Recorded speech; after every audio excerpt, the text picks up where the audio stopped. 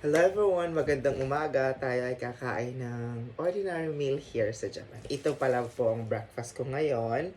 So, it's Sunday at nakakapagod yung 1 week na trabaho.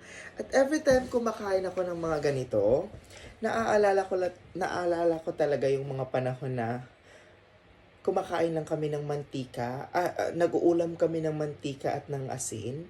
So yung ginagawa namin, meron kaming Japanese rice, tas linalagyan namin ng olive oil at saka Himalayan salt at yun, hinahalo-halo at yun na yung kinakain namin. So, ganun kami kahirap talaga dati. So, ngayon, hindi na kami masyadong mahirap.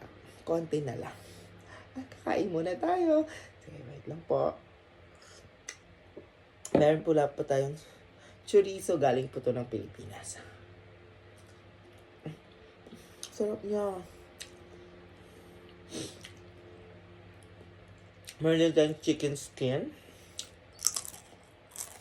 Very crispy. Anong cucumber. Sarap. At umiinom tayo ng kape.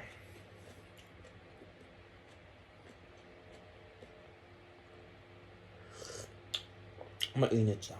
Meron tayong saging, melon, at malaking isda.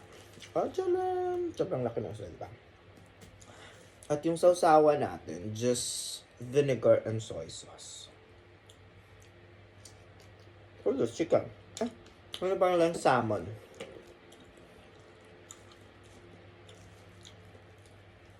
So, yan. Kailangan natin kumain ng marami. Kasi mag-isa lang tayo dito sa Japan. Ang sarap. Harap siya.